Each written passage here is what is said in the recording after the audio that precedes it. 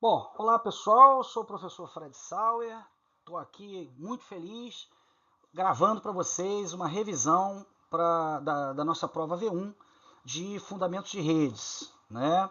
É claro que a ideia dessa revisão não é substituir o estudo tradicional, substituir a pesquisa, o interesse por procurar no nosso livro-texto, né, os detalhes de cada um dos assuntos que foram discutidos nas nossas aulas, e sim apenas facilitar um pouco a vida de vocês, eventualmente tirar alguma dúvida e naturalmente dar um direcionamento para as questões que vão surgir na prova de vocês, tá? Então a minha intenção é que vocês assistam essa gravação, que vocês assistam esse vídeo e naturalmente com base nele possam se aprofundar um pouco mais, ter dúvidas naturalmente e com isso poder me questionar, não apenas durante a aula, mas também na semana anterior à AV1, quando vocês vão ter oportunidade de me mandar mensagem pelo AVA e tudo mais, tirando dúvidas sobre as questões que podem cair na prova. Tá ok, pessoal? Então vamos começar. Bom, primeiro vamos falar aqui sobre os tópicos da prova. Os tópicos da prova, eles foram rigorosamente construídos em cima do nosso plano de estudos, ou seja, o professor não inventa, né? A Unicarioca determina para nós o que é que nós temos que ensinar e o que é que nós temos que cobrar do aluno. Tá? Então, esses são os tópicos, eles são rigorosamente os tópicos que estão presentes no plano de estudos da Unicarioca e que foram apresentados em sala de aula de acordo com o nosso planejamento. Então, nós podemos observar aqui, né? O que nós vamos falar? Nós vamos falar sobre todo esse processo de comunicação através de redes, né? E as modalidades de comunicação que são possíveis, algumas questões relacionadas com modelos topológicos, né? Por exemplo, com relação à topologia geográfica, que envolve as PAN, LAN, MAN, WAN, tá certo? E várias outras possibilidades, né? De nomenclatura. Os modos de operação, cliente-servidor e peer-to-peer, discutimos bastante isso exaustivamente em sala de aula, inclusive fizemos exercícios em sala de aula e tudo mais, conforme vocês podem relembrar lá nos nossos slides, né? A escolha do tipo de serviço de acordo com a aplicação, serviço orientado ou não orientado à conexão. As topologias, né? A topologia é um assunto muito badalado, porque é muito comum ser cobrado em concursos, né? Porque existem algumas pegadinhas, como por exemplo a questão da topologia de anel, que apesar de ser chamada de anel, de ser ilustrada como um anel, né, nos livros e tudo mais, na prática, fisicamente, ela é em estrela, formato de estrela. Ou seja, existe um equipamento central chamado de hub, token ring, né, e as estações são ligadas a portas desse equipamento. Mas a operação dele é toda feita em anel, conforme nós vamos discutir aqui nessa nossa revisão. Tá?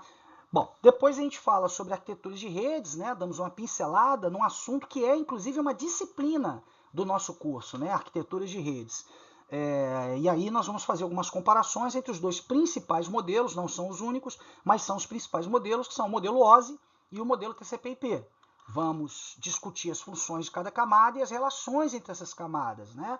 Que são feitas através de protocolos, serviços e interfaces, tá certo? Depois a gente entra numa parte de comunicação de dados, onde vamos discutir a diferença entre os sinais analógicos e digitais e alguns aspectos relacionados com a tecnologia de transmissão tanto dos sinais analógicos quanto digitais. Depois o terror, né, da moçada, que eu espero equacionar definitivamente nessa revisão, que são os teoremas de Nyquist e Shannon, tá? Então a única coisa que eu quero é que vocês memorizem essas equações, essas fórmulas. Não vou dar as fórmulas para vocês, porque nos concursos a fórmula não é revelada, tá certo? E a aplicação dela é muito simples. É claro que na aula eu apresentei isso no final de uma aula, eu me lembro, e só consegui dar um exemplo de cada um. Então vários alunos ficaram com dúvidas e eu prometi, falando, olha, depois na revisão eu vou fazer isso com mais calma, mais devagarzinho, mais detalhadamente, para você tirar qualquer tipo de dúvida. Então agora é o momento, nós vamos abordar esse assunto também, tá? E agora, por final, a parte de formas de transmissão de dados, falando de modulação e tipos de modulação analógica e digital, ok? Vamos então começar aqui os nossos estudos. Primeiro, Vamos falar de aplicações de rede. O que que acontece, né, pessoal? Cada aplicação, ela tem uma finalidade. Então, hoje, por exemplo, não se compra mais produto, por exemplo, como era antigamente, você indo no ponto frio, indo na Lojas Bahia para escolher sua geladeira, o seu fogão, a sua televisão. Você basicamente escolhe um modelo ou compara modelos, inclusive na própria internet, usando ferramentas de comparação, e depois você usa uma ferramenta de busca que vai consultar qual é o menor preço entre os vários sites de e-commerce, né? Foi assim que o Buscapé enriqueceu, é assim que o Boa Dica, que nós usamos para comprar equipamentos de informática, fez um grande sucesso também, enfim. E aí, logo a seguir, você usa uma aplicação que nós chamamos de B2C, né? Por exemplo, Business to Consumer, né? Que é negócio para cliente, negócio para consumidor. Ou seja, o consumidor, ele pessoalmente entra num site de negócio, uma loja virtual, para poder comprar o seu produto. Tá certo? Então, essa aplicação, ela é classificada como uma aplicação B2C. Agora, existem outros tipos de aplicação, como, por exemplo, a B2B. Né? Imagina, por exemplo, uma grande empresa automobilística que, por exemplo, usa, não sei, escapamentos para montar nos seus carros. Não é razoável você imaginar que uma empresa que monta automóveis, que está preocupada com motores e tudo mais, ela tem que fabricar também os escapamentos dos automóveis. Então, o que ela faz? Ela faz uma parceria com outra empresa e ela, naturalmente, implementa um sistema, né, que foi desenvolvido lá pelos japoneses, depois foi copiado pelos americanos da indústria automobilística, chamado Just in Time, ou seja, alguém dentro lá da empresa automobilística entra numa aplicação e pede para os fornecedores de amortecedores, de pneus, de escapamentos, né, que entreguem uma determinada quantidade desses produtos para que os carros possam ser montados. Ou seja, é uma relação entre duas empresas. Daí o termo B2B, né, business to business, tá certo? Agora imagina que você, por exemplo, né, tem lá uma, digamos, aplicação do governo como o Enem. Né? O Enem é do Ministério da Educação e é oferecido através da web para as pessoas, mas é algo governamental, não é fornecido pela iniciativa privada, nem é fornecido pelo mercado, muito menos por uma pessoa física, é fornecido pelo próprio governo. Tá? Então é um serviço do governo para um cliente. É o que nós chamamos de G2C, né? Government to Consumer. Tá certo? Outro exemplo é o imposto de renda, através dos programas da Receita Federal, é a DataPrev, através das aplicações que permitem que você consulte tempo de serviço, enfim, uma série delas. Hoje também está muito na moda os sites de relação direta entre clientes, como o Mercado Livre, como o OLX, aonde as pessoas se relacionam direto, ou seja, não há uma empresa intermediária, não há um governo no meio, né? Na verdade, o papel do OLX é apenas o repositório, que ele coloca lá os anúncios. Aí você pergunta, poxa, mas onde é que o OLX ganha dinheiro? É só você ver a quantidade de anúncios que aparecem quando você faz uma consulta, né, na web, por exemplo. O Mercado Livre, por sua vez, ele não tem anúncios, mas ele cobra um percentual de cada venda que é feita, e é caro, e também ganha dinheiro com a parceria que eles têm com os Correios, porque a entrega dos produtos é feita pelos Correios, e é claro que existe um interesse mútuo, né, entre o Mercado Livre e os Correios, isso aí, claro, é monetizado, é financeiramente adaptado. Então, essas aplicações, como o Mercado Livre e o OLX, são aplicações que nós chamamos de C2C, né? Quer dizer, Consumer to Consumer. Ok, pessoal? Muito simples, não tem mistério, é só memorizar aí essas siglas e interpretar as aplicações que eu botar para vocês definirem de que tipo cada uma delas é. Ok? Costuma cair em concurso. Bom, próximo tópico são as topologias geográficas, né? São as topologias que são definidas em função do alcance das redes. Então, por exemplo, alcance e, claro, a motivação, né? A utilidade delas. Então, por exemplo, o que são redes PAN?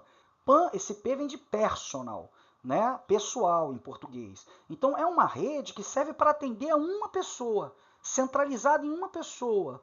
Tá? Então, a principal solução para esse modelo de rede é o Bluetooth. que todo mundo sabe que tem um alcance limitado, algo em torno lá de alguns metros apenas, não mais do que uma dezena de metros. Né? Então a principal utilidade é, por exemplo, ligar o teu smartwatch no teu celular, né? É ligar o teu mouse sem fio no teu computador. São todas soluções que estão ali em torno de um usuário apenas, né? De um único usuário. E tem lá as soluções adequadas para esse tipo de desafio. Já as redes locais, elas se destinam a atender a todo um local, uma localidade, uma corporação, por exemplo, um prédio, uma região limitada, o alcance típico máximo das redes locais não passa de 2 quilômetros, né, de raio, né, do ponto central dessa rede, e os protocolos de LAN são completamente dos protocolos de PAN. Por exemplo, enquanto em PAN eu uso o Bluetooth, né, que tem características absolutamente próprias, em ambientes de LAN eu uso o Ethernet, eu uso o Wi-Fi. Aliás, o Wi-Fi é um tipo peculiar, um tipo próprio de LAN, né, que é o Wireless LAN, a rede LAN wireless, sem fio, certo? Temos também as redes metropolitanas, que, como o próprio nome já diz, atendem a toda uma cidade, tá certo? Como é, por exemplo, o caso da rede da NET, que é uma mesma rede que é capilarizada através da cidade, através de fibras óticas e de cabos coaxiais nas suas extremidades, tá certo? Então, essas redes metropolitanas, é claro, aqui no Brasil não são muito populares, porque as nossas cidades são muito grandes. Mas em, por exemplo, cidades da Europa, né, que são bem menores, a Europa lá você tem muitos países que são pequenos. Hoje eu li no jornal, por exemplo, que tem uma mancha de lixo que está flutuando no Oceano Pacífico, que é maior do que a França.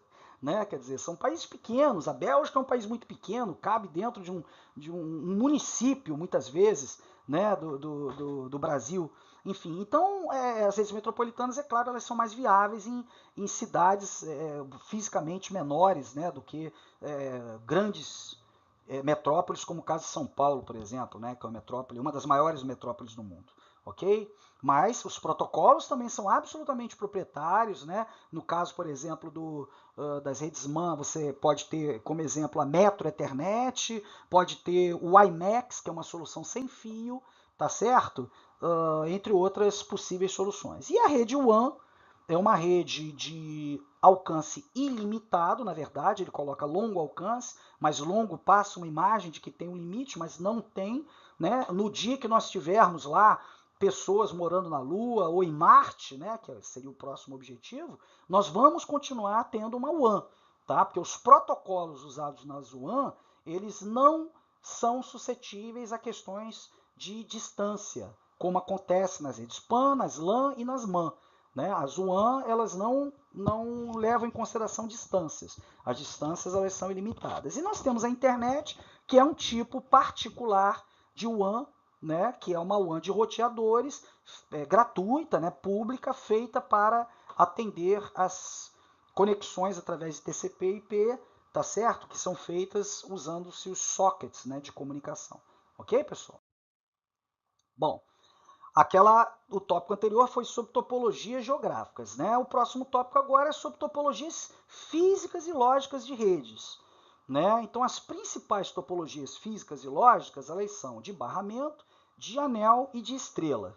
Né? Como as figuras aí estão mostrando, numa topologia de barramento, como é o caso, por exemplo, das redes Wi-Fi e das antigas redes Ethernet de cabo coaxial, tá certo? Uma mensagem enviada por um nó alcança todos os nós, ou seja, não há uma filtragem física para essas informações. Então, no Wi-Fi, por exemplo, você só pode ter uma estação transmitindo, tá, para o AP, enquanto todas as outras têm que estar em silêncio. Tá ok? Então, redes Wi-Fi, por exemplo, são redes que têm uma limitação do número de usuários, porque, tá certo? Você não tem simultaneidade de transmissão entre as estações. Né? Para uma estar transmitindo, todas as outras têm que estar em silêncio. Então, as topologias de barramento, naturalmente, são bastante limitadas, principalmente em números de usuários. Tá? A segunda topologia que a gente vai estudar aqui é a topologia em anel, que tem uma peculiaridade extremamente importante para fins de concursos, que é a peculiaridade de ser a única rede, o único modelo arquitetural de rede que é justo e determinístico.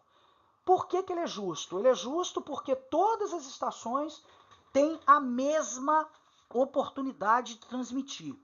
tá certo? E por que ele é determinístico? Porque você consegue calcular precisamente o maior e o menor intervalo entre duas transmissões.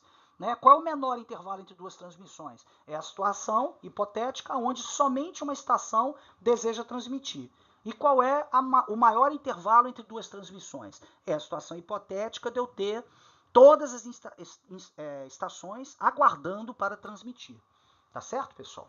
Bom, então essas duas topologias, elas são topologias limitadas, restritas e até certo ponto legadas, né? Ou seja, topologias mais antigas. No mundo corporativo, hoje, o que se usa na prática são apenas as topologias em estrela, certo? Por quê? Porque esse nó central, dependendo do tipo de equipamento, por exemplo, se ele for um switch, ele permitirá a simultaneidade de comunicações entre pares de nós. Tá certo? Diferentemente das topologias em barramento, diferentemente das topologias em anel, que também cada um transmite uma vez apenas, tá certo? Então as topologias em estrelas chegaram para ficar e naturalmente vão ainda representar o estado da arte durante bastante tempo aí nos projetos de redes. Tá? Então, exatamente em função disso, as topologias em estrela elas foram sendo expandidas. Então, nós temos um modelo, por exemplo, de topologia de estrela estendida, que é aquela onde você vai conectando vários equipamentos, né, e estendendo o alcance dessa rede. A topologia hierárquica, onde são usados equipamentos específicos que impõem uma hierarquia entre os nós da rede, inclusive fazendo filtragens e tráfego. Tá certo? Nós não vamos entrar em detalhes nessa disciplina das diferenças entre esteira estendida e hierárquica. Agora, a topologia em malha, ela é importante para nós. Por quê? Porque seria o modelo ideal. O modelo ideal seria aquele onde cada nó numa rede tivesse uma conexão absolutamente individual com os demais nós. Mas isso é fisicamente impossível. Porque, por exemplo, numa rede de 200 nós, eu teria que ter 199 interfaces de rede para garantir uma comunicação entre o meu nó e todas as outras 199 estações. Isso não é viável, né? De eu ter 199 interfaces, placas de rede, num único nó. Então, na realidade, essa topologia em malha, ela é implementada parcialmente, como modelo mais abaixo aqui nessa figura, que é importante porque é o modelo da internet. A internet é interligada através de uma topologia partial mesh, ou seja, em malha parcial, que também é chamada na literatura de topologia distribuída. Tá? Então, nós fizemos esse exercício em sala de aula. Né? A primeira topologia à esquerda é a topologia em malha, total, full mesh. Né? O desenho, né, à direita e acima é aquela hierárquica, né, ou também chamada de topologia em árvore, e a figura mais abaixo à direita é a topologia da internet, que também é conhecida como topologia distribuída ou partial mesh. Ok, pessoal? Então, nós temos aí esses três modelos, então procurem memorizar, procurem entender, né, para serem capazes, inclusive, de eventualmente responder uma questão discursiva sobre esse assunto. Ok? Bom, agora as redes Token Ring, as fabulosas redes Token Ring, que são redes onde eu tenho a justiça e o determinismo como suas principais características. Né? Então, os nós, eles são interligados logicamente em anel. Porque olha para cá à direita, fisicamente, eles são ligados em estrela. Tá certo? Só que cada nó tem um número de ordem e a passagem do token, né, que você consegue ver ali na figura da esquerda, é feita em forma sequencial, ou seja, de acordo com a numeração de cada nó. Então, com isso, você garante que cada estação terá a sua vez de transmitir. Uma mesma estação não pode transmitir duas vezes sequenciais, ela tem que aguardar a sua vez, que é exatamente a vez, né, decorrente de todos os outros nós já terem também utilizado o token. Tá certo? Então, a grande característica das redes Token Ring é serem logicamente implementadas em anel, mas fisicamente implementadas em estrela. Ok, pessoal? Bom, aqui, conforme eu tinha adiantado anteriormente para vocês, nós temos dois equipamentos que podem implementar a topologia física de estrela. Os hubs e os switches, mas eles têm diferenças fundamentais. Enquanto um hub, que é esse aqui à esquerda, ele tem um barramento, né, central, ligado a todas as portas, que faz com que a transmissão de um dado por uma porta seja replicado para todas as demais portas. Enquanto isso, o switch, que é a figura da direita, ele tem um grid de conexões, conforme vocês podem ver aqui à direita, né? É como se fosse uma matriz, onde cada pontinho branco desse representa um par de nós.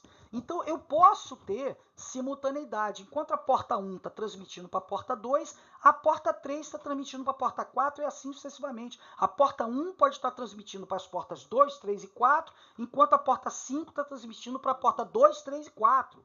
Tá? Ué, professor, mas aí elas estão indo para a mesma porta, não vai ter colisão? Não, não vai ter colisão porque são usados buffers. Existe uma quantidade de memória que é alocada para cada porta para que os pacotes possam ser processados sem haver colisão. Tá? Se por um acaso o buffer estiver cheio, a mensagem é descartada sem que a colisão ocorra. Ou seja, em switches não ocorrem colisões. Quando um switch detecta uma colisão, é porque certamente um hub foi conectado a ele. Ok, pessoal? Então vamos lembrar dessas questões, né? Redes com switches implementam a topologia física de estrela, porém lógica de barramento. E redes com switches implementam a topologias física e lógica como estrela. Tá claro isso? Bom, vamos para o próximo tópico, que é o tópico referente às arquiteturas de redes, né? E dentro desse contexto, nós temos a definição de 3 entidades extremamente importantes, que são serviços, protocolos e interface. Então, nós podemos ver aí na figura, né, que eu até estou usando um material diferente aí do que eu usei na aula para vocês, porque agora é a revisão, preciso detalhar um pouquinho mais, e esse material é o material da disciplina de arquitetura de redes, que naturalmente o foco é nesses assuntos, tá? Então, o que acontece? Na figurinha que vocês estão vendo aí embaixo, nós temos essas 3 entidades. Então, o que é o serviço? O serviço nada mais é do que uma função, uma funcionalidade, uma tarefa que é exercida por uma camada N para a camada superior, para a camada N mais 1. Tá certo? Então, toda camada presta serviço para a camada adjacente superior e recebe serviço da camada adjacente inferior. Por que isso foi especificado? Porque a ideia, né, da disciplina de desenvolvimento de protocolos, ela prevê que nós tenhamos dentro de uma arquitetura protocolos modulares, uma estrutura modular, onde eu posso retirar um protocolo de uma versão, por exemplo, e colocar outro protocolo de outra versão, sem ter que mudar todo o resto da minha arquitetura. Então, por exemplo, hoje se discute muito o HTTP 2.0, né, que ainda não está muito em uso, não está sendo utilizado, mas ele já está muito bem especificado e tudo mais. Então, no futuro, o que vai acontecer? No futuro, você certamente vai ter a caixinha do protocolo HTTP 1.0, 1.1 e a caixinha do protocolo HTTP 2.0. Até que os protocolos HTTP 1.0 e 1.1 não sejam mais utilizados e você fique apenas com o HTTP 2.0 e não tenha que mudar a caixinha que vem embaixo dele, que é justamente a caixinha do TCP e do UDP.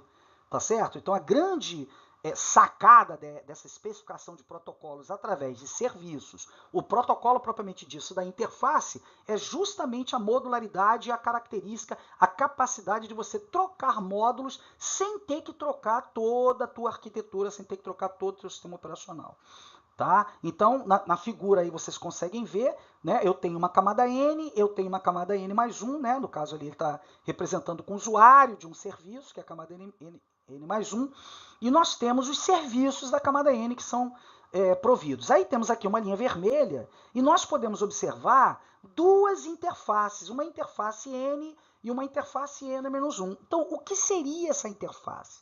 Né? Essa interface é um ponto abstrato de comunicação entre uma camada e a sua camada adjacente. Ou seja, é exatamente o conjunto de mensagens e respostas que são trocadas entre essas camadas adjacentes. Então, quando você está especificando um protocolo, um dos trabalhos que você tem que realizar é especificar as suas interfaces com a camada superior e a camada inferior. Em sala de aula, por exemplo, eu ressaltei a importância das APIs, né, Application Programming Interfaces, que são fornecidas pelos sistemas operacionais para que nós, desenvolvedores, possamos criar aplicações e possamos usar essas APIs, né, essas interfaces, para poder fazer as nossas aplicações se comunicarem com o sistema operacional, no caso, com a camada de transporte, né, do sistema operacional.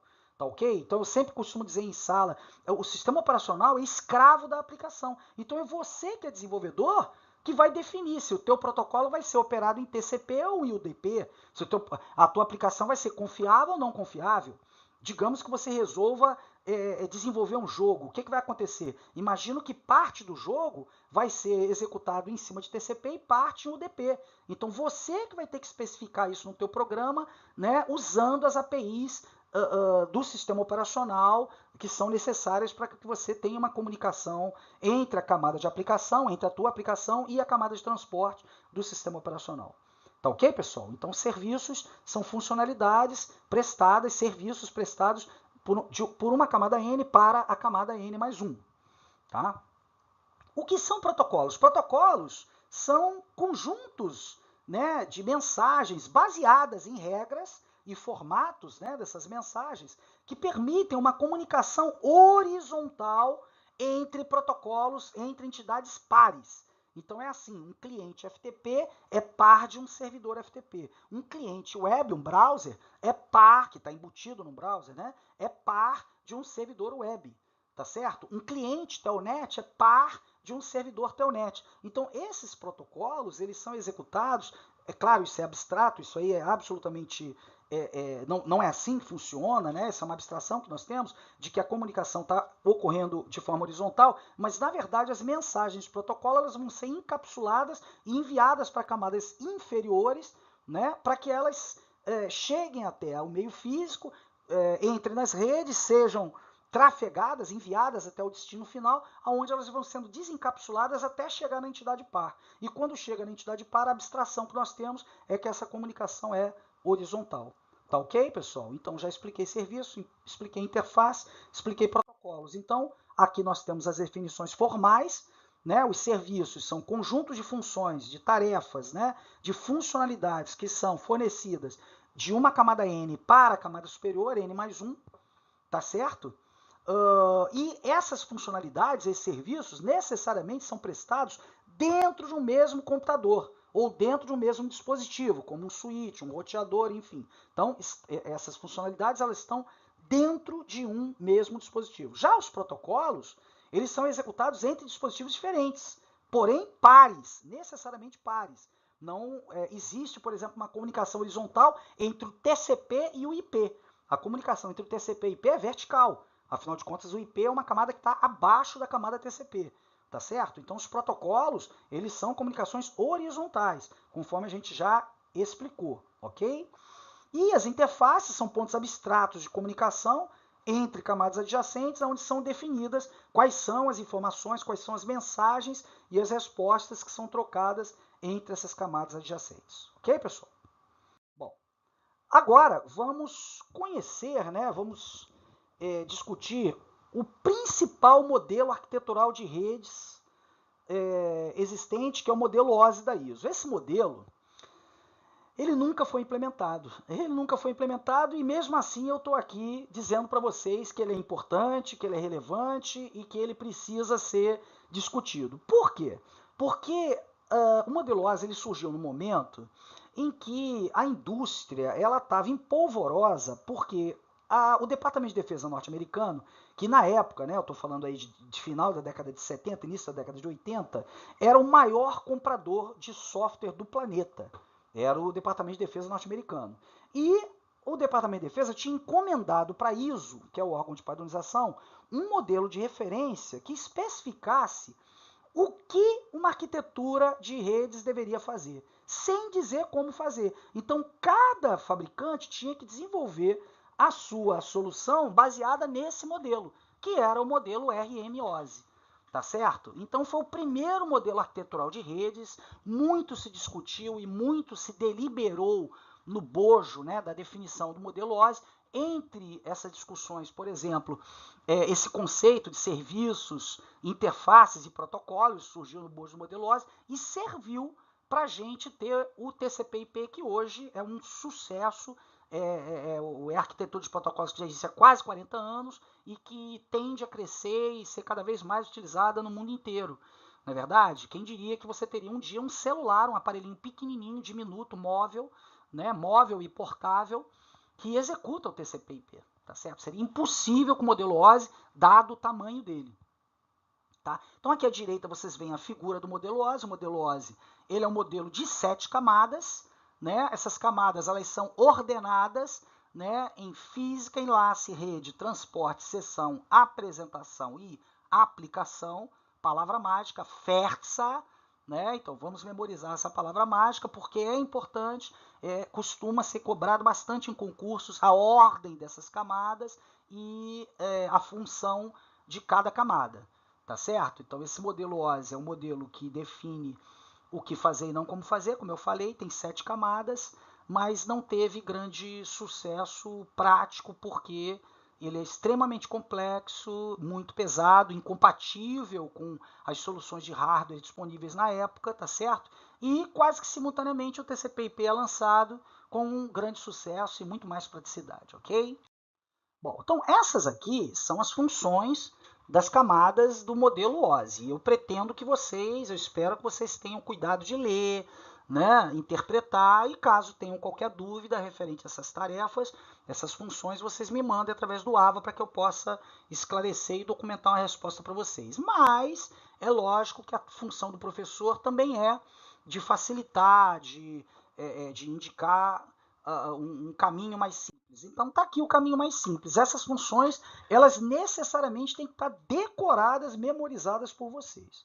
Tá? Então qual é a função da camada física? A função da camada física é fornecer uma interface com o meio de transmissão e sinalização, ou seja, é a camada responsável por transformar zeros em uns em grandezas físicas, impulso de luz, em sinais elétricos, em sinais eletromagnéticos, e lá no destino final fazer o processo inverso, receber esses sinais físicos e decodificá-los, transformá-los novamente em zeros e uns, e entregar esses zeros e uns individualmente para a camada de enlace. O que a camada de enlace, por sua vez, faz? Pega esses bits, monta esses bits em quadros, né, no formato de quadros, faz a verificação da integridade dessa unidade de dados e descarta os quadros corrompidos. Então, essa palavrinha confiável que vocês veem aí, embute essa funcionalidade, ou seja, a camada de enlace é responsável pela identificação e eliminação de todos os riscos que aconteceram na camada física. Agora, a camada de enlace não é responsável pela recuperação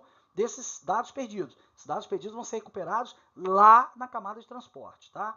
Outra funcionalidade da camada de enlace é o endereçamento físico através do que todo mundo conhece, materializado pelo endereço MAC, né? Bom, camada de rede. Camada de rede é responsável pelo roteamento de pacotes, né? Ou seja, é responsável pela escolha de caminhos pelos quais os pacotes vão passar. Também é responsável pelo endereçamento lógico, ou seja, a identificação unívoca de um host na internet, né? Não só na internet ou qualquer outra rede que seja baseada em TCP/IP, tá certo? Então essa é a responsabilidade da camada de rede, no caso a camada IP. A camada de transporte, ela é responsável pela transmissão confiável de dados, pela segmentação de dados, mas isso não é obrigatório. É possível que você escolha um protocolo como o UDP, por exemplo, que não é confiável, não oferece segmentação, ok? Então, naturalmente, essas funcionalidades elas são possíveis de serem alcançadas, mas só assim o serão se a sua aplicação exigir. Ok, pessoal? Mas são funções operadas por essas respectivas camadas.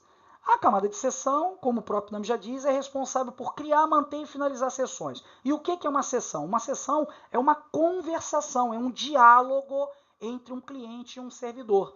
Imagina, por exemplo, um diálogo entre um cliente e um servidor de autenticação, onde você digita um login e uma senha e você manda para o servidor. Tá? O diálogo começa pelo bom dia. Você não começa o diálogo já perguntando, fez o que eu mandei? Depois, bom dia. Fica incoerente, não é verdade? Primeiro você dá bom dia para depois perguntar, e aí, fez o que eu mandei? Né? Então existe também uma convenção de diálogo entre pessoas, entre seres humanos. É claro que também entre os protocolos existe uma convenção de diálogo. Então se eu mando para uma aplicação de autenticação, um login e uma senha, é claro que o login é recebido, o teste de existência desse usuário é feito antes de se verificar se a senha daquele usuário está correta, digitada correta, tá certo? Então o protocolo de sessão é feito para organizar essa bagunça toda. A camada de apresentação, por sua vez, é uma camada que embute as funcionalidades de manipulação de dados, de uma maneira geral. Tá? E em concursos, normalmente, as funcionalidades que são questionadas são a criptografia, a codificação e a compressão de dados. Né? O que seria a codificação de dados? É a transformação dos caracteres que o usuário está digitando lá no seu teclado para um código binário, por exemplo, em formato ASCII. Tá certo? Isso seria a codificação de dados, que é uma tarefa da camada de apresentação. A aplicação, por sua vez, ela fornece apenas uma interface com o usuário, ok? E no TCP/IP, nós temos hoje na prática o quê? As camadas de sessão, apresentação e aplicação, as 3 camadas implementadas nas aplicações TCP/IP. Então, se você precisar de criptografia, você embute a criptografia na tua própria aplicação, tá certo? A sessão, ela é desenhada, especificada quando você faz o teu modelinho, o ML, né, os casos de uso, quando você faz um diagrama lá, entidade de relacionamento, faz lá um diagrama de classes, você está definindo uma série de características das suas sessões, ok? Então, hoje as aplicações TCP/IP, elas embutem as funcionalidades OSI de aplicação, apresentação e de sessão, ok? Bom, então esse modelo aí, ele mostra a comparação entre o modelo OSI e o modelo TCP/IP.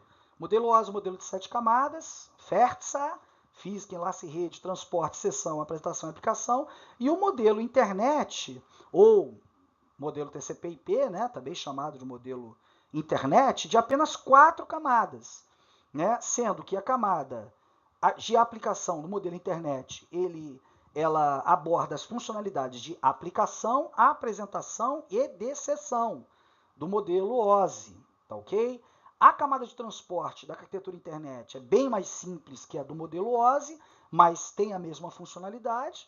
A camada de rede é uma camada bem diferente da do modelo OSI. A do modelo OSI ela suporta conexões no nível de rede, e a arquitetura internet é o ponto de partida da internet, que as comunicações sejam feitas absolutamente sem conexões de rede, ou seja, os pacotes podem passar por quaisquer caminhos para chegar entre 2 pontos.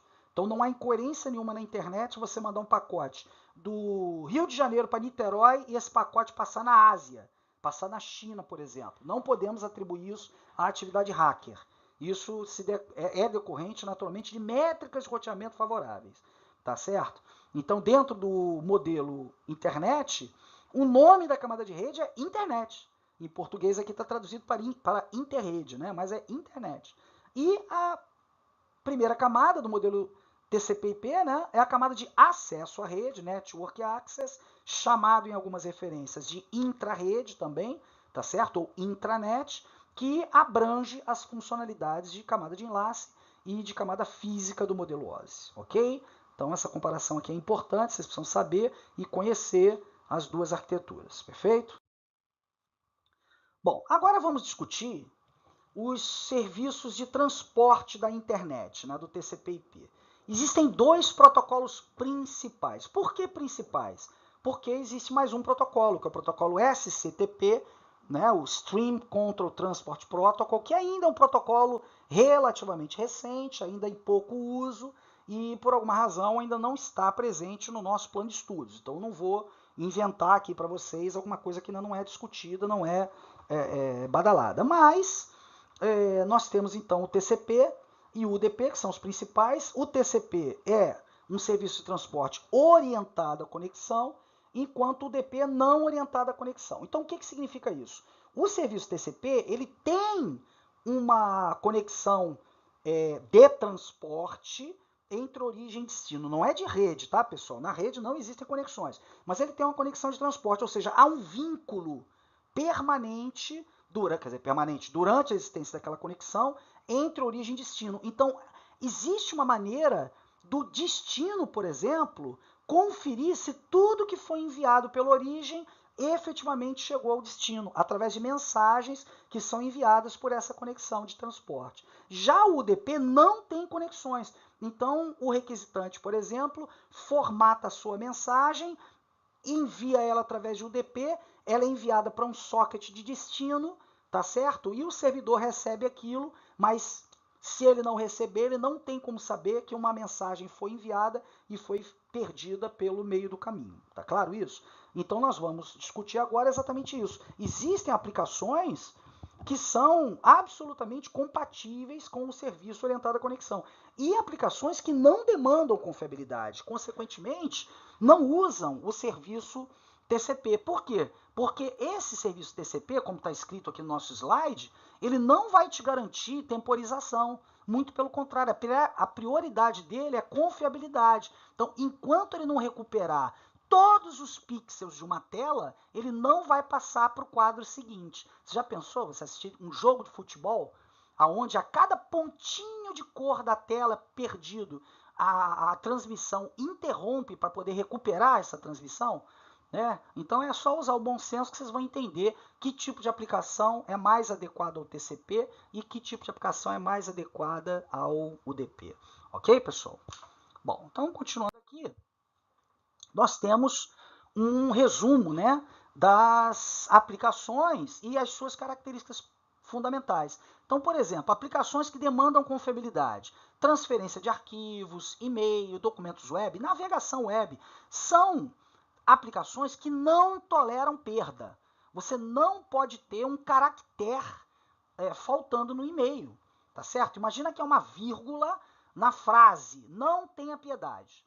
Não tenha piedade é uma frase que sugere uma agressão, sugere um ataque, sugere uma atitude hostil. Mas se eu colocar uma vírgula depois de não, o que acontece? Não, vírgula, tenha piedade. Já é completamente diferente, diametralmente oposto. Né? Já é uma situação de concílio, já é uma situação de pena, uma situação de parcimônia. Ok? Então eu não posso ter perda de caracteres, perda de um bit que seja na transferência de um correio eletrônico, de um arquivo ou de uma navegação web. Tá? Por outro lado, a vazão é extremamente elástica, não importa, né? Tanto para transferência de arquivo como e-mail, quanto navegação web. Se eu estou a 1 kbit por segundo ou se eu estou a 1 terabit por segundo, tá certo? A página web você só vai ver quando ela está completa. O arquivo que você fez download, você só vai abrir quando ele tiver sido completamente baixado. Tá certo? Então não há sensibilidade ao tempo nessas três aplicações. Cuidado com a aplicação web, que o pessoal costuma confundir muito, e como nós temos aquela gana, aquela ânsia, né, por conhecimento, por informação, e estamos achando que a internet está lenta e tal, mas na realidade a aplicação em si, ela não ela não demanda temporização na navegação web. Já áudio e vídeo em tempo real, como um jogo de futebol, ou áudio e vídeo armazenado, né, como o YouTube, o Netflix ou tudo mais, tá certo? Eles já são diferentes, porque um pixel perdido não vai prejudicar a informação, não vai comprometer. Pensa que uma transmissão em HD, hoje, ela transmite 30 quadros por segundo. Tá certo? Se você perder um pixel em um desses 30 quadros, eu tenho certeza que você nem vai conseguir perceber. Tá certo? Então não é razoável que a transmissão seja interrompida para que um protocolo de confiabilidade recupere esse pixel que foi perdido. Tá certo? Bom, aqui nós temos uma correlação direta entre protocolos da arquitetura TCP/IP e protocolos de transporte utilizados. Né, exatamente em cima do que nós falamos no slide anterior. Então nós temos o SMTP, o Telnet, o HTTP, o FTP, todos eles sendo executados exclusivamente em cima de TCP. Agora, por exemplo, o HTTP no YouTube, ele tipicamente abre uma janela, né, onde você tem uma outra aplicação sendo executada internamente. É possível que essa aplicação interna esteja sendo executada em um outro protocolo de transporte. Tá certo isso? Então você tem uma certa ambiguidade nessa escolha. A escolha é sua, a escolha é do desenvolvedor da aplicação. Tá certo? Agora, por exemplo, a telefonia Não é razoável que a gente fique interrompendo a transmissão de uma conversação para poder recuperar, às vezes, uma amostra de voz, e veja bem, a voz é amostrada originalmente 8.000 vezes por segundo. Se você perder 1 byte, eu garanto a você que você não vai perceber. Na verdade, é assim, o sistema de telefonia celular, o GSM, ele só transmite 1/8 daquilo que está sendo falado, e todo mundo acha o celular excelente, melhor até do que a comunicação fixa, né, para vocês terem uma ideia. E na realidade apenas 1/8 do que está sendo falado está sendo transmitido. Não é que está sendo codificado não, está sendo transmitido, tá? Em função de um rodízio que é feito na estação rádio base. Tá ok, pessoal? Então, naturalmente, de acordo com a aplicação, vocês têm que usar o protocolo de transporte mais adequado, tá certo? Então, temos aqui um quadro que nós apresentamos em sala de aula, que é um resumo. A navegação web, ela demanda um serviço orientado à conexão, tá certo? Ele não suporta erros, tá ok? As características estão aqui na coluna da direita, depois vocês leiam, qualquer dúvida vocês podem me questionar através do AVA. Os streaming de áudio e vídeo são não orientados à conexão, então naturalmente em função disso eles são feitos em cima de UDP, né, preferencialmente, e um torrent, como é um download, né, então ele é orientado à conexão e, consequentemente, é feito em cima de TCP. Mais uma vez ressaltando que essas conexões que eu estou explicando aqui, elas são conexões de transporte e não de rede. A rede não tem conexões, a rede internet, né, do TCP/IP, ok? Bom, nosso próximo assunto diz respeito a sinais analógicos digitais. E nós tivemos uma discussão bastante intensa, né, na sala de aula sobre isso. A natureza é toda analógica. Os sons que nós ouvimos, as cores que nós enxergamos, todas as sensações que nós temos, elas são analógicas, né? Os nossos órgãos, né, de tato, audição e tudo mais, eles são analógicos. Então, o ser humano é um ser intrinsecamente analógico. Isso significa que, naturalmente, tudo que nós transmitimos através das redes, em algum momento, vai ter que ser convertido para analógico para que o ser humano seja capaz de capturar a informação, seja capaz de recuperar essa informação, tá certo? Então essa é a discussão inicial. Depois da discussão inicial, vem então o paradoxo da importância da digitalização do sinal. Por quê? Porque um sinal analógico é um sinal contínuo, como vocês podem ver na figura. É um sinal que não tem uma precisão da sua intensidade. Se eu pegar um ponto qualquer aqui, fizer uma amostragem dele, esse sinal ele vai ter lá um valor, vírgula, e um número infinito de casas decimais à direita. E dependendo da qualidade do meu dispositivo de amostragem, eu vou ter um maior ou menor número, tá? Mas esse número vai ser infinito. O que significa isso? Que é impossível eu recuperar integralmente um sinal analógico que foi transmitido. Exatamente por conta dessa característica, desse postulado que eu estou comentando com vocês, é que a digitalização do sinal se tornou importante. Por quê? Porque na sinalização digital, o que eu faço? Eu transformo cada amostra do meu sinal analógico em bits, em números digitais. E aí, eu transmito essa informação ao longo do tempo, que pode sofrer ruído, pode sofrer atenuação, porque eu posso acrescentar códigos não apenas de detecção, mas até de correção de erro.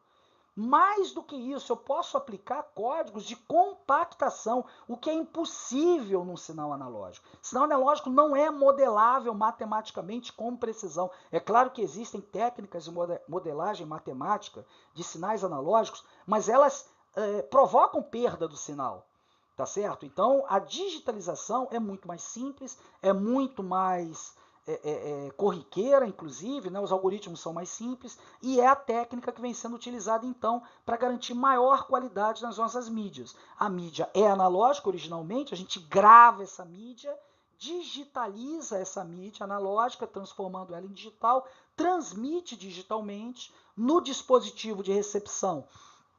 Esses bits, a integridade dos bits, ela é verificada, um erro que tenha sido detectado pode eventualmente ser recuperado através de algoritmos próprios, e só então esses bits vão ser reconvertidos para analógico, para que os seres humanos possam ser capazes de interpretá-los, recebê-los através dos seus sentidos, ok? Então nós temos aqui algumas explicações, né? O primeiro é um sinal analógico, o segundo é o sinal digital.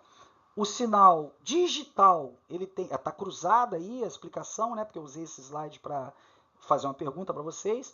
Ele tem uma variação discreta, ou seja, durante um tempo de duração, o sinal vai se manter constante, como vocês podem ver aqui no desenho à esquerda, embaixo, né? Tem uma setinha horizontal aqui representando o intervalo de sinalização, né? E durante todo esse intervalo de sinalização, ele tem um valor de 1. Tá certo? Então, isso é importante, isso não acontece no sinal analógico. Se eu pegar aqui um ponto qualquer e avançar um infinitésimo de tempo, o valor já é diferente. Aqui no sinal digital, o sinal se mantém constante por um determinado tempo. Então, isso é importante para a gente conseguir detectar, ou seja, decodificar, saber qual é o bit que está modelado dentro daquele intervalo de sinalização. Quais são as vantagens da utilização do sinal digital? Primeira, possibilidade de recuperação integral do sinal, através de algoritmos próprios. Tá? Já comentei isso. Por quê? Porque o sinal digital pode ser modelado matematicamente com precisão, com 100% de precisão, o que não acontece com o analógico. Desvantagens da transmissão de sinal digital. Ora, se eu tenho um sinal analógico que tem uma precisão gigantesca, né, e transformo ele em digital, é claro que eu vou perder. É exatamente por isso que a gente ouve falar que as pessoas, os músicos, né, as pessoas que têm dons musicais, não toleram ouvir música de CD, não toleram ouvir música digitalizada. Por quê? Porque, segundo eles, vários instrumentos deixam de ser escutados, porque as frequências elas são muito próximas, né, de outros instrumentos que abafam esses sinais analógicos. Só os virtuosos, né, as pessoas que têm ouvidos treinados conseguem ouvir. Tá? Então, o sinal digital, naturalmente, ele tem, claro, um processo de shaping, né, onde há uma perda da qualidade do sinal analógico, mas ninguém suporta mais ver um sinal analógico de televisão, por exemplo. Dada a perda que você tem entre a transmissora e a sua antena, que está lá com pompom de bombril, mas que continua ficando uma porcaria a imagem, cheia de fantasmas e tudo mais, e isso não é recuperável. E o sinal digital você tem lá uma precisão de 100% daquilo que está sendo recebido. Ok, pessoal? Bom, tá aqui então a definição de sinal analógico. A variação é contínua, né? Botar aqui logo as setas para não ter confusão. A variação é contínua, então em cada instante de tempo o sinal tem valores diferentes, tá certo? E aí o que acontece, né? Ao transmitir, o sinal vai ser sujeito a ruídos e esses ruídos não serão capazes, os aparelhos, né, os equipamentos, não serão capazes de retirar esses ruídos do sinal, o que acontece trivialmente na transmissão digital. Ok, pessoal?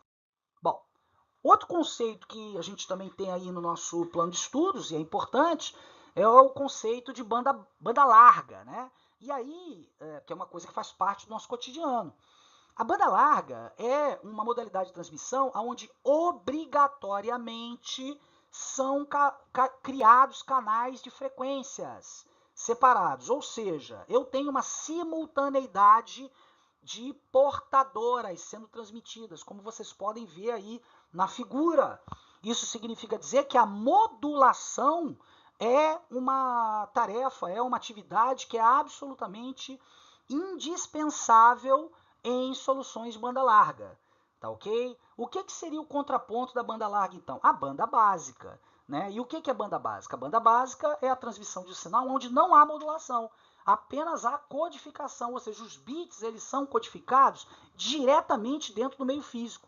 Então eu não tenho simultaneidade de transmissão, eu não tenho canais, ou seja, num determinado instante de tempo, apenas um usuário estará usando o meio físico.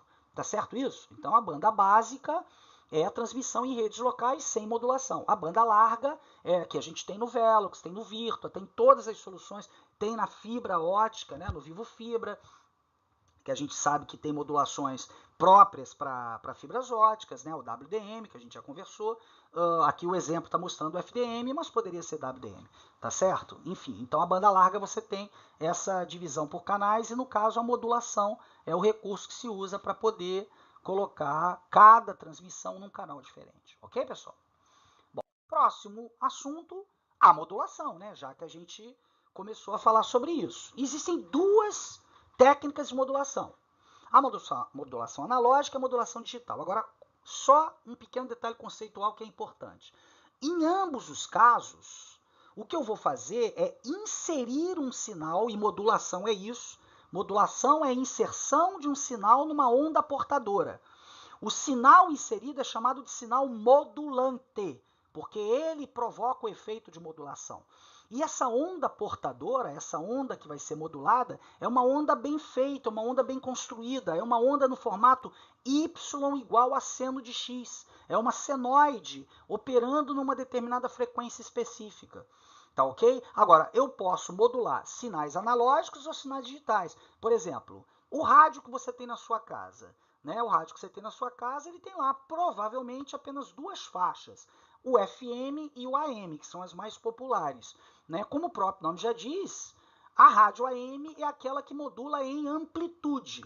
E a FM, modulação em frequência. Mas nós ainda temos uma terceira técnica de modulação, que é usada normalmente em rádios militares, dada a complexidade, né, desse modelo, que é a modulação em fase, chamada também de PM. Né? Lembrando dessa pegadinha aí, que fase em português começa com F, mas em inglês começa com P. Tá certo? Então cuidado com a pegadinha, porque as siglas aqui são todas em inglês. Tá? AM é Amplitude Modulation. Tá certo? E FM é Frequency Modulation. Ok? Então cuidado com a pegadinha. Tá bom? Bom, a outra modalidade de transmissão analógica, né? Ou seja, numa onda portadora analógica, ou seja, não é banda básica, é banda larga, é a transmissão de sinais digitais. Né? São técnicas diferentes, as técnicas básicas são o ASK, o FSK e o PSK. Essas três modalidades, que são a modulação em amplitude, modulação em frequência e modulação em fase, respectivamente, tá certo? São as mais básicas. A modulação QAM, ela é muito importante porque é uma modulação digital, ou seja, uma modulação de sinais digitais na minha onda portadora analógica, tá? Mas a modulação é digital, de dados digitais, aonde eu combino as técnicas de modulação e faço isso em tridimensional. Né? Ou seja, eu consigo transportar, para vocês terem uma ideia, até 256 bits em cada transmissão. É claro que naturalmente isso aí tem limitações de distância, tem limitações de ruído e tudo mais. Né? As soluções de Wi-Fi, elas vêm evoluindo em termos de capacidade de transmissão através de modelos de QAM com cada vez uma capacidade maior de transmissão de bits. Então você tem lá o QAM64, QAM256, tá certo? QAM8, enfim, as várias modalidades de QAM que são usadas, por exemplo, no nosso Wi-Fi e dizem respeito à modulação de sinais digitais na nossa onda portadora, ok? Bom, agora vamos para o terror de vocês, né?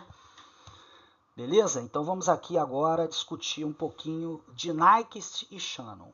Né? Nyquist foi um pesquisador aí que viveu entre as décadas de 30, 40 e 50, brigando com estudos empíricos. Né? O que são estudos empíricos? Estudos baseados em atividades laboratoriais, né? E não em cálculos matemáticos. Né? Quer dizer, o cara vai fazendo experimentações por tentativa e erro e depois tenta formular um equacionamento matemático que seja aproximado da realidade observada. Né? Então isso é empirismo. Né? Os primeiros cientistas eram todos empíricos. Né? Eles observavam as coisas e tentavam depois entender por que aquelas coisas estavam acontecendo. Tá certo? Então Nyquist, ele, muitas décadas atrás, ele percebeu a utilidade da digitalização.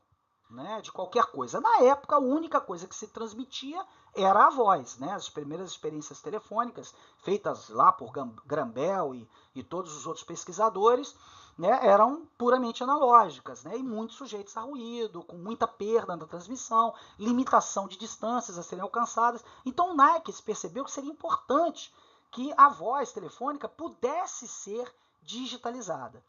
Então, ele, com os seus estudos empíricos, chegou à conclusão de que uma taxa de transmissão C, em bits por segundo, ela era correspondente à seguinte modelagem matemática: 2 vezes a largura de banda do sinal, logaritmo na base 2 do número de combinações diferentes binárias que aquele sinal poderia ter. Então, se, por exemplo, eu estou usando 8 bits para cada amostra de voz analógica, o número L é 256, 2 elevado a 8. Se eu estou usando 4 bits, o número L é 16. Se eu estou usando 3 bits, o número L é 8, porque é 2 elevado ao número de bits. Ok, pessoal? Então, eu posso substituir essa parte da equação aí, que apavora vocês, logaritmo na base 2 de L, pelo número de bits utilizados, tá certo? Nas amostras. É uma forma de facilitar aí a vida de vocês. Agora, outra parte importante da equação de Nyquist é esse 2W, porque ele definiu nessa equação que a taxa de amostragem de um sinal analógico para a geração de um sinal digital, ela deveria ser 2 vezes a largura de banda do sinal analógico. Então, se o meu sinal analógico, por exemplo, ele vai de 400 a 4.400 Hz, a largura de banda é 4.400 menos 400, que dá 4.000. E a minha taxa de amostragem, então, tem que ser o quê? 2 vezes 4.000. 8.000 amostras por segundo. Tá ok, pessoal? Então, esse é o exemplo mais corriqueiro, que é o exemplo da voz, onde se eu calcular isso, né, eu vou ter C igual a 2 vezes 4.000, com 8 bits usados para cada amostra de voz. Então, 2 vezes 4.000, 8.000, vezes 8, 64.000 bits por segundo, ou 64 kbits por segundo, que é, no mundo inteiro, um canal de voz. Então, em todas as estações telefônicas do mundo, cada canal de voz ocupa 64K.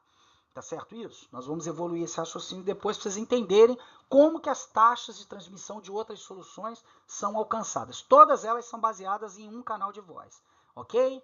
Então, vamos lá agora documentar aquilo que a gente acabou de discutir. Tá? C é uma taxa de transmissão em bits por segundo. Então, se no exercício da prova eu te der em kbits por segundo, você sabe que aquilo está multiplicado por 1.000. Se eu der em megabits por segundo, 1.000 vezes 1.000. Tá ok, pessoal? Então é K, mega, isso aí tudo a gente viu lá na apresentação da disciplina, né? Então a gente tem K, mega, giga, tera, peta, e aí por aí vai, hexa, e por aí vai. Tá certo? É iota, zeta, né? Todo mundo sabe isso. Tá certo? Faz parte da nossa formação. O W, como eu falei, é a largura de banda do sinal em Hertz. Então, se no exercício da prova eu te pedir, eu tenho um sinal cuja frequência vai de 100 Hz até 900 Hz, o que você tem que usar é 900 menos 100, 800 Hz. Cuidado que muita gente confunde e acaba usando o maior sinal. Não é o maior sinal. É o maior menos o menor sinal, a frequência, né? A maior frequência menos a menor frequência do sinal, tá bom? Então, 2W é outra coisa importante na equação de Nyquist, é a taxa de amostragem desse sinal analógico, certo? É o número de amostras por segundo que um sinal analógico tem que ser testado, né, na sua amplitude para poder gerar uma string, né, binária. E L, como eu já expliquei, o número de níveis de sinais são diferentes. E essa parte 2, log na base 2 de L, pode ser substituída pelo número de bits de cada amostra, tá? Facilita muito a vida de vocês, tá? Agora, o que acontece? Nyquist não considerou o ruído. Ele não, empiricamente, claro, não chegou a essa conclusão, ok? Bom, então antes disso, daqui a pouco a gente vai falar de Shannon, que é a solução para esse problema do ruído, mas Nyquist, então, ele nos permitiu, e nos permite até hoje, que nós façamos cálculos como esse, que é muito parecido com o que eu vou cobrar de vocês na prova, tá? Então, ó, eu tenho um sinal analógico que ocupa a faixa de 250 a 2.500 Hz, e são usados 6 bits para mostrar o sinal. Então, pergunta-se, qual é a taxa de amostragem do sinal? Certo? Qual é a taxa de transmissão, que é o C? Né? A taxa de amostragem, como vocês já viram, é o quê? O 2W, não é isso? Então vamos começar a responder a questão. Primeiro, a taxa de amostragem é 2W, certo? E W é o quê? É a largura de banda, né? A diferença entre a maior e a menor frequência do sinal. Ora, se a maior frequência é 2.500 Hz e a menor frequência é 250 Hz, então a diferença entre eles é de 2.250 Hz, ou 2,25 kHz, que eu não vou usar, tá? Porque a largura de banda na equação de Nyquist, ela tem que estar em Hertz, e não em kHz, megahertz ou gigahertz, tá certo? Cuidado com essa pegadinha também, ok? Então a taxa de amostragem do sinal, 2W, vai ser o que então? Vai ser 2 vezes 2.250, tá legal? Que vai dar, cadê? 4.500 Hz, tá certo? Eu até nem botei a resposta aqui por alguma razão, tá certo? Mas não importa, 2W é a taxa de amostragem de sinal, então é 2 vezes 2.250, que dá 4.500 Hz. E aí, vamos lá, qual é a taxa de transmissão binária desse sinal? Aplico o Nyquist, C igual a 2W log na base 2 de L BPS. E L é o número de combinações possíveis, com 6 bits. Então eu teria ainda que calcular 2 elevado a 6, que dá 64, e depois calcular o logaritmo, que é o processo inverso. Mas eu posso substituir isso na equação de Nyquist apenas por 6. Então vai ser C igual a 2 vezes 250 vezes 6. Ok? Que dá 4.500 vezes 6, 27k bits por segundo. 27.000 bits por segundo. Entenderam, pessoal? Ficou tudo certo? Lucas, entendeu agora, meu amigo? Tá tranquilo? Tá certo? Qualquer coisa, revejam aí essa parte do vídeo para ficar tranquilo. A questão da prova tá bem nesse nível aí para ninguém ter surpresas. Agora, é claro que a realidade é diferente, né, do mundo perfeito de Nyquist sem ruído, né? Então, o mundo real é um mundo onde o ruído existe e é significativo, ou seja, ele reduz a taxa de transmissão, tá certo? Então, o ruído ele foi tratado por Shannon, né? Claude Shannon, né? Mais especificamente, que foi um gênio, uma pessoa que contribuiu nas áreas de física, química, matemática, tá certo? Ele tem várias descobertas e uma delas está dentro do contexto da transmissão de dados. Tá, da telefonia. Então, a equação de Shannon, ela não modifica a equação de Nyquist, ou seja, você continua tendo a taxa de amostragem igual a 2W, mas você passa a levar em consideração o ruído. Então, a equação passa a ter esse formato, C igual a W, logo na base 2, de 1 mais S sobre N BPS, sendo S sobre N a relação entre sinal e ruído. E isso vocês têm que calcular. Porque os equipamentos, eles não medem S sobre N, eles medem decibéis. A gente volta e meia ouve lá a reportagem, o nível de ruído está muito alto aqui dentro desse túnel, ele está não sei quantos decibéis, certo? Então nós temos que converter o ruído em decibéis para a relação sinal-ruído, como eu ensino para vocês aqui a fazer agora. Tá? E outra coisa, na equação de Nyquist não tem mais o macete do número de bits, né? Para substituir log na base 2. Eu vou ter que calcular o log. Tá? Então, para que isso não seja necessário na nossa prova, eu coloquei para vocês uma tabela de logaritmos. Antes que alguém me pergunte, professor, pode usar calculadora? Não, não pode usar calculadora. Porque eu já vou dar uma tabela para vocês dos logaritmos e vocês vão apenas consultar qual é o logaritmo que vocês precisam. Tá? Então, interpretando aqui a equação de Shannon, S sobre N é signal barra noise, ou seja, sinal, ruído, tá? Que é dada sempre em decibéis. Então, por exemplo, né, eu tenho aqui a equação de decibéis. Decibel é igual a 10 log na base 10 de S sobre N. Então, eu dou logo o exemplo que é o mais utilizado nas questões de concurso. Por quê? Porque o ruído típico em linhas telefônicas é de 30 decibéis. Tá certo? Então, como é que eu calculo a relação sinal-ruído? 30 igual a 10 log na base 10 de S sobre N. Eu posso simplificar, né, o zero lá do 30 com o zero do 10, tá ok? Ficando então o quê? Log na base 10 de S sobre N igual a 3. Então, S sobre N é igual a 10 elevado a 3, que é igual a 1000, ok? Então, temos aqui, ó, eu estou cortando aqui os zerinhos, né, do 30 e do 10, então log na base 10 de S sobre N é igual a 3, então aplicação direta da lei dos logaritmos, então 10 elevado a 3 é igual a 1000. Por raciocínio análogo, 20 decibéis dá uma relação sinal-ruído de 100, tá ok? E assim por diante. Então, dependendo do que a gente colocar na prova, eu vou utilizar um valor em decibéis que vocês vão ter que converter para sinal-ruído. Não desistam da questão, a questão é discursiva, ela vai valer o triplo do valor de cada questão objetiva. Então, não vale a pena vocês perderem, tá, pessoal? quem errar as questões discursivas já vai ficar com a média abaixo da média para passar. Então, vocês têm que dar atenção a essas questões discursivas, tá ok? Bom, então agora pegando a mesma questão, tá, anterior, da transmissão lá na largura de banda de 250 até 2.500, blá blá blá e tudo mais. E agora, na mesma situação, eu tenho um ruído de 20 decibéis. Tá certo? Então, o que vai acontecer? Eu vou ter equação de Shannon, porque há ruído, tá? Então, W logo na base 2 de 1 mais S sobre N, tá? A largura de banda já está calculada do exercício anterior, 2.250 Hz. E eu vou, como nós já vimos na questão anterior, eu vou ter que calcular o log na base 2 de 101. Na questão da prova, eu vou ter botado já para vocês lá uma tabelinha com os logaritmos principais, tá? Logaritmo de 11, logaritmo de 101, logaritmo de 1001, tá? No caso, o logaritmo da base 2 de 101 dá 6,7, tá? Então, a taxa de transmissão, ela cai para aproximadamente 15 kbps por segundo em relação aos 27 kbps por segundo que nós tínhamos tido na equação de Naix. Então, vocês percebem o quanto o ruído efetivamente deteriora a transmissão.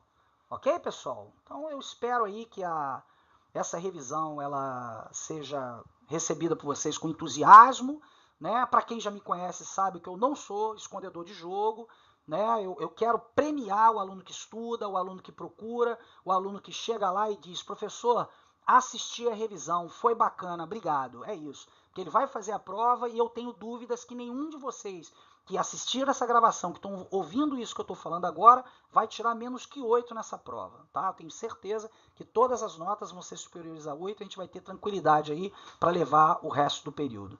Ok, pessoal? Então, um grande abraço aí e até as nossas próximas aulas.